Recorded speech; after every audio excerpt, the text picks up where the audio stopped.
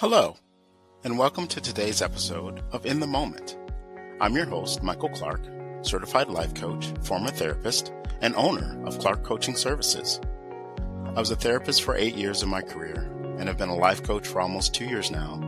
And I just want to give back and share my knowledge and experience with you to try to help navigate this thing we call life. Thank you in advance for listening, and I'm so glad you're here. All right. Welcome, everyone. As you may be able to see, I have a guest today for the In the Moment podcast. I'm your host, Michael Clark, Clark Coaching Services, and I am very, very excited to talk to today's guest. She is a fellow coach in terms of what she does in helping women and individuals. I want to get started right away, so I will let her introduce herself, and then we will move forward from there. So go for it. Thank you for having me. What a pleasure. And my name is Afito Chiu. And fun fact, Afito means Friday in my language, so I always like to break that ice because it's a great lead with. I actually call myself a life and career reset facilitator, only specifically because I've been through it. There's so many transitions in my life that I need to be in a grounding place in order to come back up. So what I do is I lead space.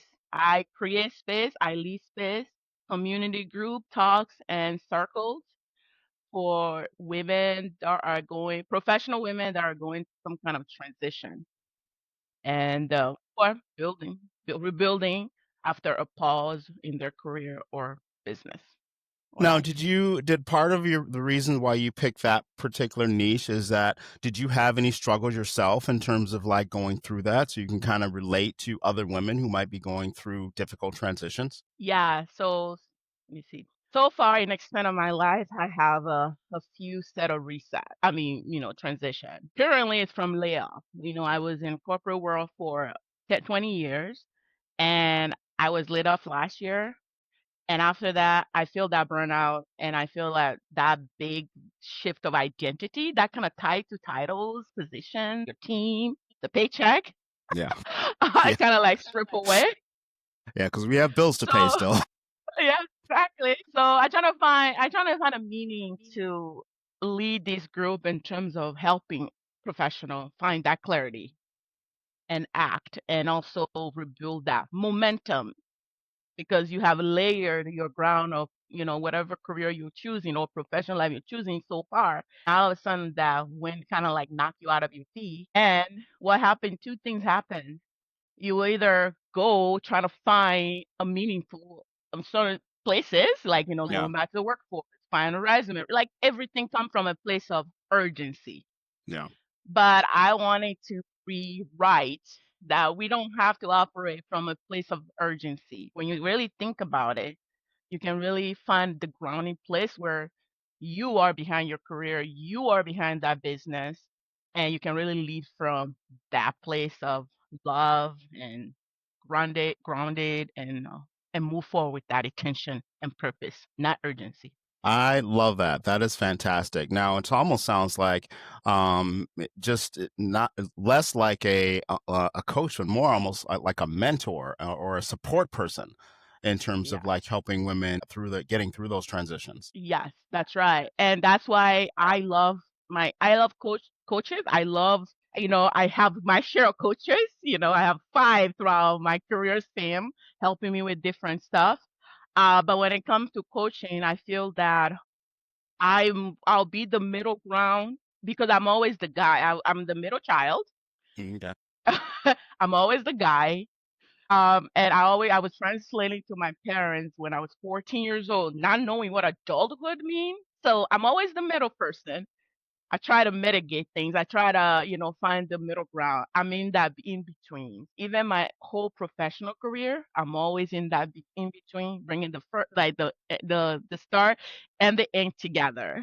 For my corporate jobs, it's always that way. So that's why I feel that it's really needed to have that hand on and support that can actually lead that.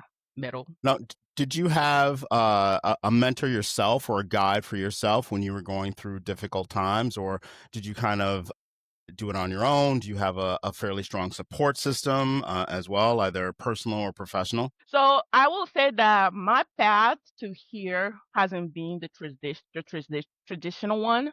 And just kind of going back when I was younger, many of my friends, I love my friends. They become, the doctors, the lawyers, and the engineer, to careers that have with instant, recognition. And my lane took longer. Like what I love to do took longer to name. So I will find when I'm in that transition, the first one was when I come to America. I came to this country when I was 14, and that experience, self-led experience, taught me adaptability and resilience early on. And that's also kind of translating to like when I was in high school, I was that kid who loved both track and cooking. And I Okay. have that mentor that can actually push me to get me structure. So at the end of that, I joined multiple clubs because of what I need the time. And sometime I even joined just, being a chair member for a smaller club, just kind of be in that space. And on the surface, it looks like I was all over the place, but each interest was teaching me something. So when you're asking me, was I have a coach, was I have a mentor? Not there because I was built to overcome. I was Okay. built to have that resilience, adaptability in that mix.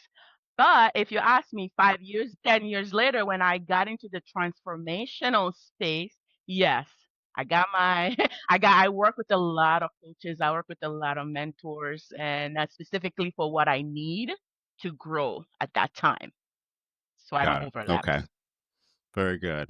Well, let's take a step back for a second and let's tell the listeners, like, first of all, what is the name of your business? Why did you pick that name? And kind of what types of clients do you work with? I know there's not necessarily a typical one size fits all in terms of like the type of sessions or Mm-hmm. consultations that you do. Right. Again, the name of your business and maybe an example of some of the ways that you help your clients and help women through that transitional period. So when I started it, the Balance Professional, it's called my small business is the Balance Professional Work. And specifically, you'll find me in like professional development and business consulting field-ish industry. Okay. And I started in 2019. And at the time, it was mostly just co-partner with local nonprofits. And I partnered up and I create those space for immigrants case that are coming into the country, and we did like vocational skills, work career skills that they can be read, prep for interviews and first career in the States. That was great. And that was mostly pro bono work. And then that was it. That was the bound professional then. But then when COVID happened, everything shifted. People need more support. People are available online. So I would do online group coaching or mentoring, depending on what they need at the time. And mostly just like local, I focus on the local community, near and far. So at the end of that, the bound professional works.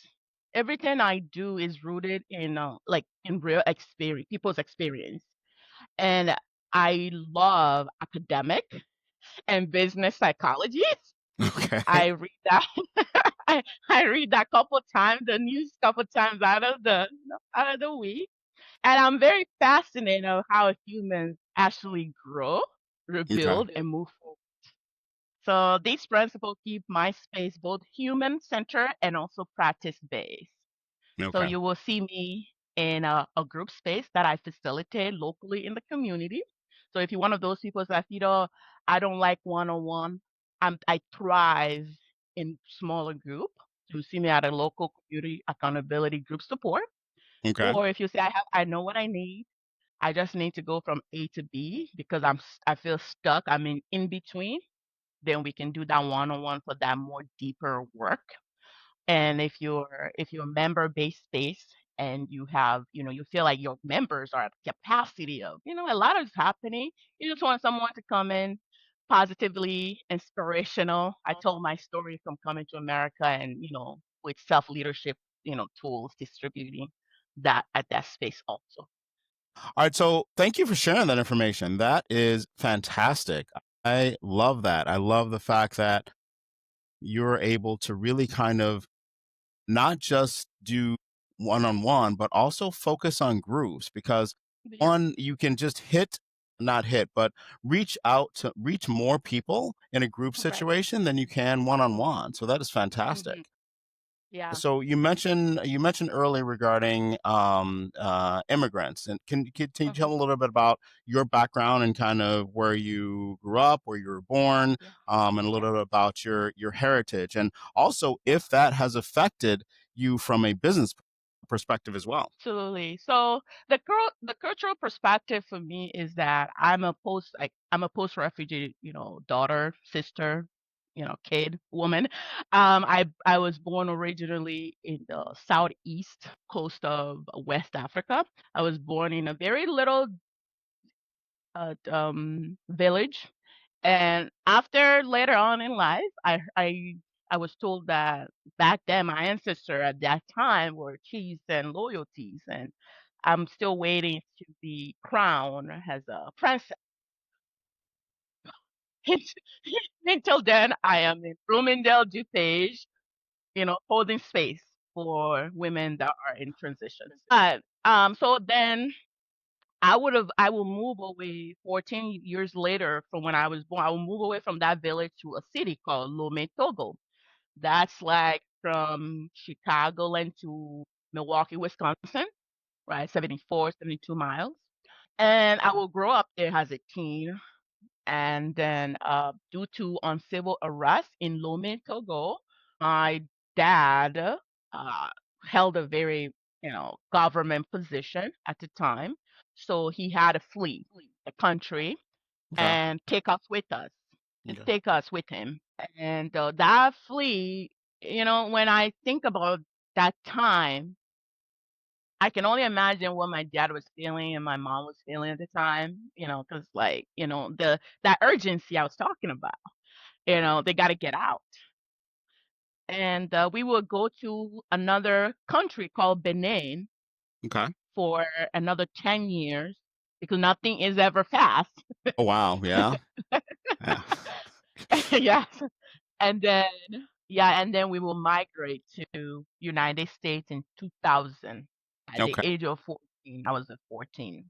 Now, did your parents have any relatives or connections in the U.S., or did you just came in blind? No, they came in blind only because at the time the U.S. opened up, their refugees resettlement contract. So they were able to use that, kind of set that up from the beginning, momentum, kind of Okay. set that up from the beginning. And when you get into a space where you will claim as a refugee, there's Cross, there are, civic, in connection with the other country that are able to get in people that are on civil rights status or the country going to war or there's like, religious freedom, things, anything that Right. has to do with, cultural shift. So that was why their story kind of the winning ticket to get Right. them Okay. to, to the States.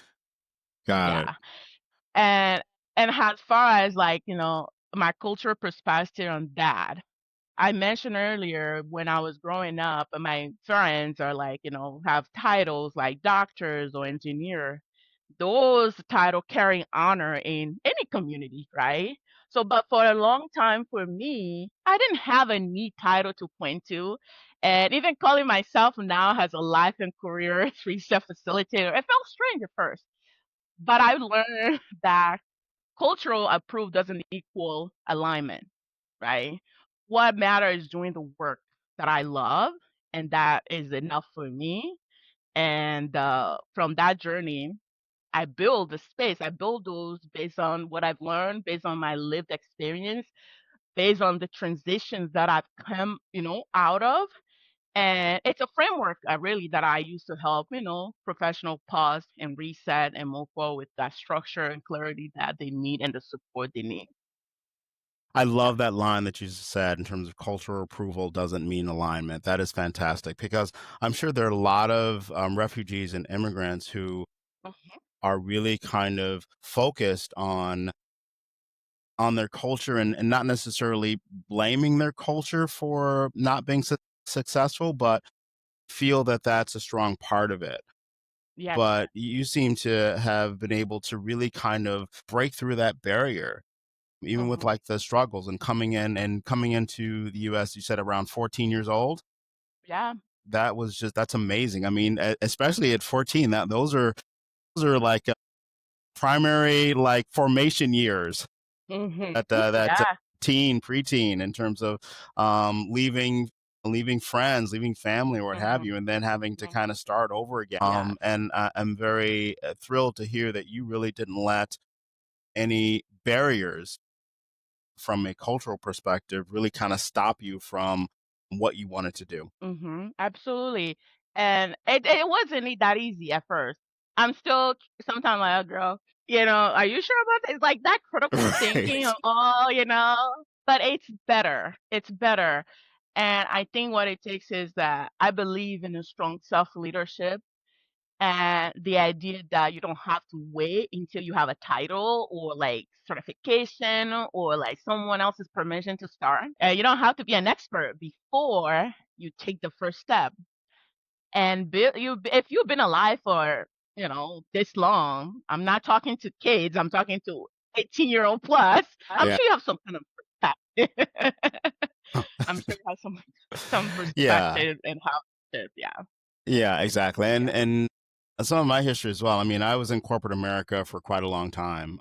Even though I started out as a therapist and a counselor, Mhm. and I went into corporate America just because I got a little bit burnt out on that, and I was in corporate America for 25 years. But Mm. I really missed being able to give back to others and help others get through some of the situations that I had to go through myself in Right. terms of Mhm. the layoffs. Our story is Yeah. similar because I got tired of Yeah. being laid off because my Mhm. corporate America career was in marketing, digital marketing, and for some Wow. reason the first cuts to hit in terms of like Mhm. downsizing or whatever was the marketing part department, which made no sense Mhm. to me whatsoever. Right. So, Wow. and I'm like Yeah. layoffs and just the stress and the long hours. And I'm like, Mhm. I can't do this anymore.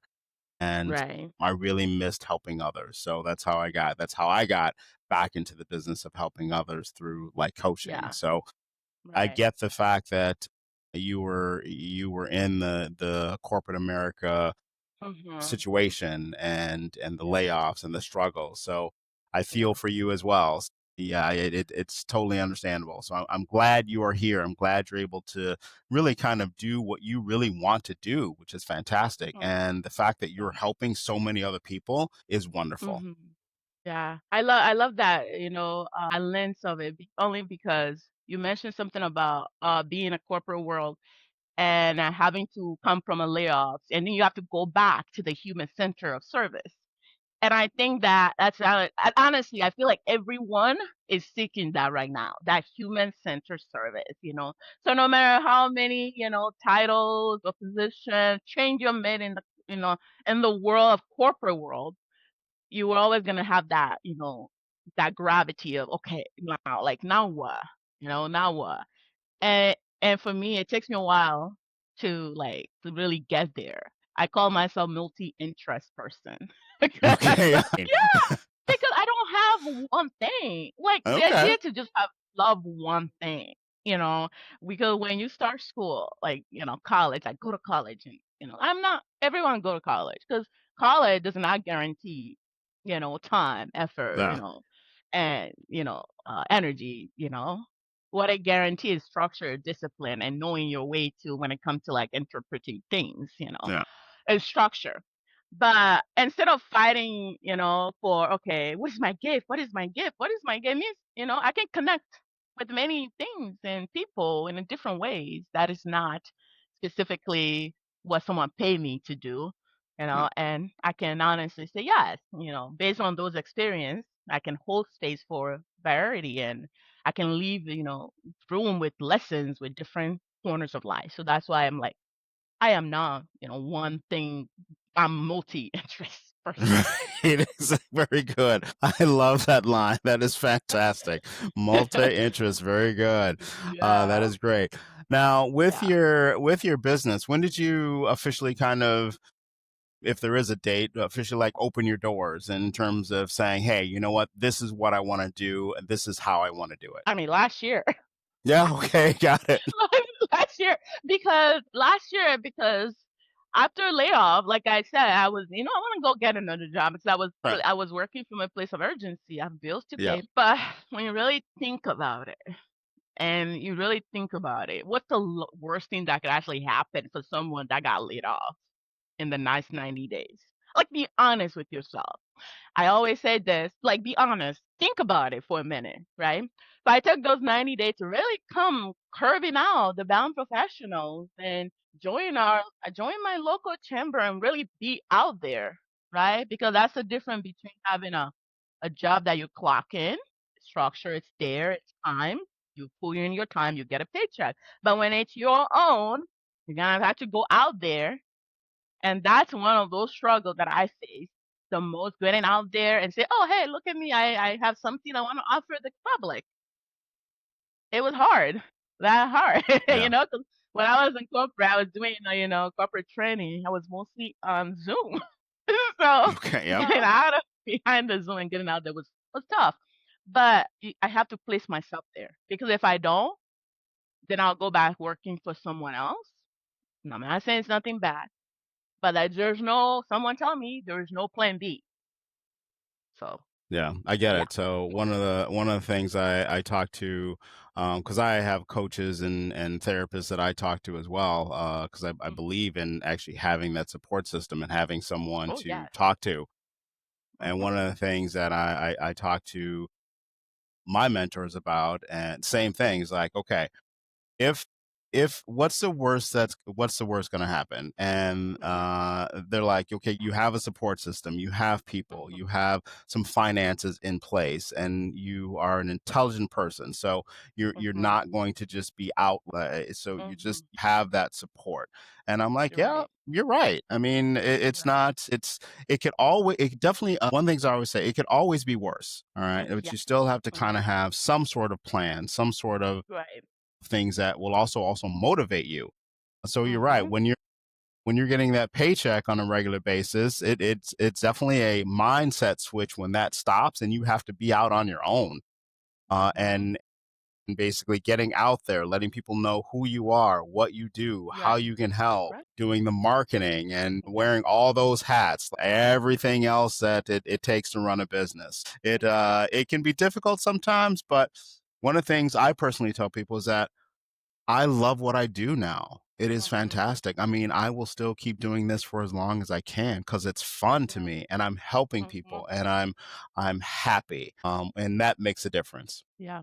Absolutely. Absolutely. And then not be afraid to ask for help when you're going through those phases. I mean, when you're going through those phases, I think just the idea is that we get into spaces or things and we're like, "Oh, this is it." And then something happened and you're like, "Oh, this is not it." Like, Right. so Yes. so you gotta be and also be comfortable because not everybody's comfortable asking for help, you know? So I will, the mindset is I wanna be a millionaire, but I want to be right there with you. So yes.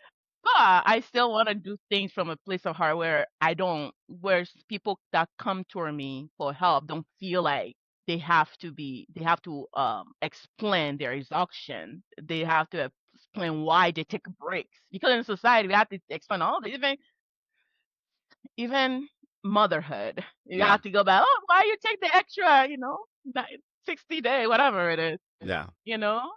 And if anything happened and you no longer have that timestamp on your resume, you have to explain that. I don't have to explain that, you know? I don't, because I'm human.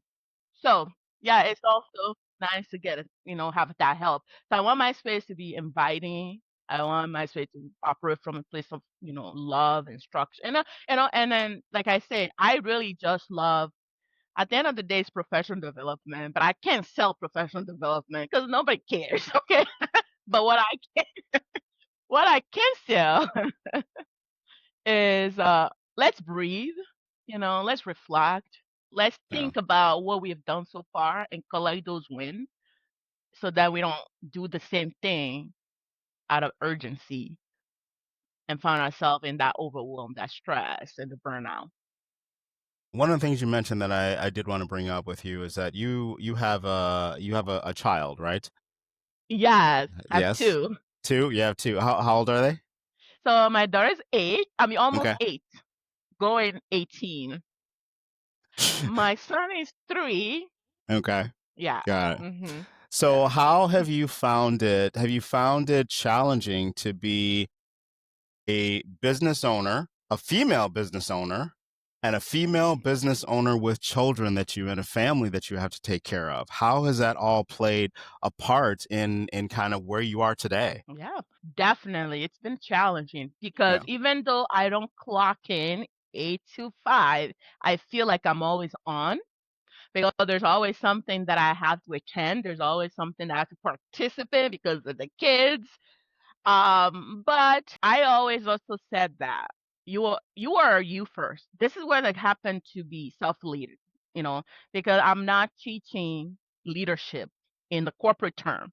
I'm teaching self-leadership, everything that guide that principle to lead yourself first, because like when you get in the airplane, it said when there's an emergency, put the thing on your mouth first. Yep. So Yeah. you gotta you really gotta find a way, find those practice, find those inner and external practice group spaces to really lead yourself out. So then you have that time, energy, and the attention to take care of those that relied on you. But those don't come easy because we're self prone to judging ourselves because we need to be a mother. Yes, I love my kids. Yes, I am a mother. But if you ask me which one is first, Afito is first.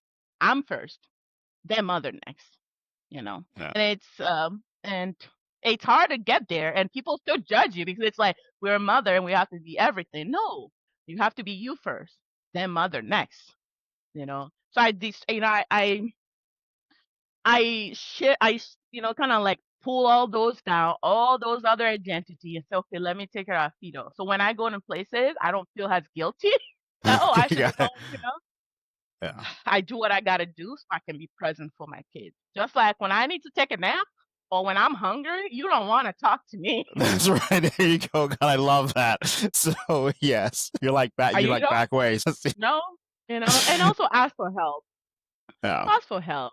I'm that help, man. I have neighbors that will come and say, "Oh, if you ever need, to watch the kids." I'm like, "Oh, then you feel guilty, but you're only one person." Yeah. And yes, I do have my spouse. Yes, and he worked from home, but he needed work from home. So Yeah. there's that structure that I have to put a layer of, okay, there's places in time, and then it's like a 100% parenting, 100%. You're 100% parent. I'm 100% parent. Because in your case of absent, I'll take over. If my kids are, you have to take over. So there's no 50-50 with me. I'm sorry. I have to I fight that a lot when it comes to parenting. But yeah. Yeah, Yeah. I get it. I mean, one of the things and that is fantastic. I love that. And you're absolutely right. I mean, that's one of the things I teach or try to teach some of my clients as well is that Mhm. you have to take care of you. You have to take some Yeah. you time first because if Mhm. you're not taking care of you, you're not going to be any good for anyone else that's out there. No. Not No. a child or a parent or a No. spouse or a Mhm. coworker at your job. You're not going to be able to do anything for anyone else or help anyone else Mhm. until you first help yourself. One Yeah. of the things that people ask me all the time, because people who are close to me and know me know that I'm doing 1,000 things at once. I do my life coaching is my business and my full time, but I also teach Mhm. marketing part time. I also teach Mhm. kickboxing part time. I Mm. also am a licensed insurance agent, so I have some clients every now and there part time as You're well. multi-interest like my son. Exactly, Love multi it. interest. So people ask me all the time, and I also, of course, do focus on marketing because of my marketing Mhm. background. So people ask me all the Right. time, how are you doing this? How are you doing like podcasts and social media videos and still teaching part time and still have like a life? I have a partner that I see on the weekends as well, and we spend time together. Mhm. They're like, "How are you doing all this?" I'm like, "I do it Right. because I focus on me first. That's true. First and myself is my priority. It may sound selfish to some people, but hey, that's up to you. So I Yes. know I'm organized and I focus on me. If I need a break, I'll just take a break. Mhm. Yes. But my main focus, my highest priority is me first and foremost, and then everything Yeah, else comes absolutely. after that.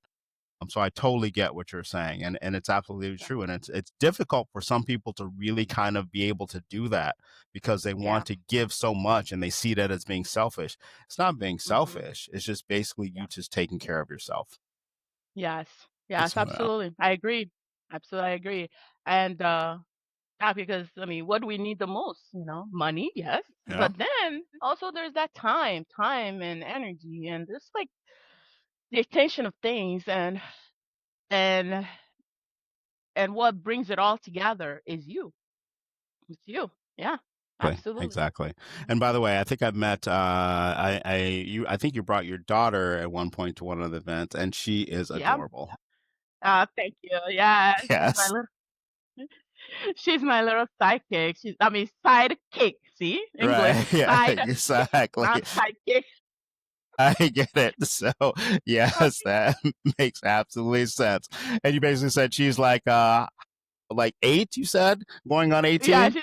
she's gonna be 8 going on 18. The roll starts. It start early now. Like I'm Oh thinking, yeah. what? Yeah. Yep, I get it. I have a daughter too, but mine's older. My daughter is in her 20s at this point. So, Mm. yeah, I get it though. Daughters Yeah. are very different than sons, that's for They sure. cost. They cost. They cost money. They're so Yes. moody. Yes. Uh, they have opinions. I'm like, you 8. Like, get Right, out of here. exactly. Yeah, you're too young to have an opinion. About what? Yeah, Just like. play. But then there's this thing called self mothering. Like, so I ask them every time I go. I'm like, look. I was born in an African household. My Uh, parents don't take BS. They see through it. They don't care. So mm-hmm. which one do you want? You want the American version mama or the African version mama? Come out of Yes, me. sir. You choose. So All you can right. tell they Yeah, choose. Yeah. exactly. All right. So as we start to wrap up today, let's tell people how they can get in touch with you, and in terms of how they can get a hold of you if they want additional information or to Mhm. have you help them or be part of a group that you're maybe leading. How can they get a hold of you? Okay, score. Thank you for the giving me that space for there to say that. So first of all, I wanted to remind everyone that there is gonna be so many transitions in your life. Like, nothing is ever everlasting, right? And one of the things that I love is a theory called the Bridges transition model. It's where there's always that middle, when you go through changes, it's like the ending, the neutral zone, and the new beginnings. Okay, I love that because I have gone through that and I studied that and I love reading stuff like that. So keep that in mind. So depending on where you are, awareness, right? Awareness and what you need in that moment, then yes, you can find me on Facebook under the Balance Professional Work. That's mostly community and just putting my thought there. I give practical tips on how to move from that in between space, and that's there. And majority of my community group, daytime, where I all post on my Facebook.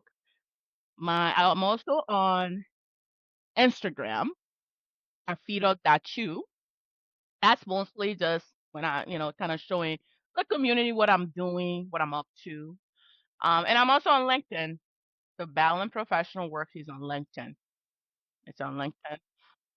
And just kind of if you in my website, thebalanceprofessionalworks.com. So depending on what you need, you can go on there just after, I need 30 minutes to breathe because I'm actually a breathwork student right now. Loving it. So I'm gonna Nice. be rolling that out. So even if it's just 30 minutes that you need to breathe properly, normally, let me know. That's it. So I'm on social media and I have my website. Fantastic. I love that. Is there anything else you would like to tell the listeners about any final words, as it were? Yeah. Yes, absolutely.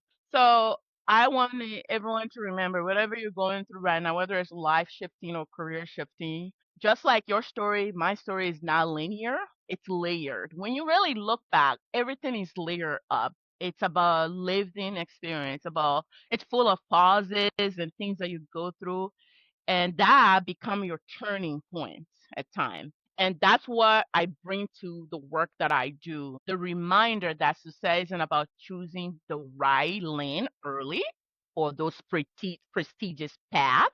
It's about creating the lane that actually fits who you are for what you're going through now. So keep that in mind. All right, very good. Well, it has been an absolute pleasure to have you on board at this podcast. So thank you so much, and maybe we'll do another one too sometime.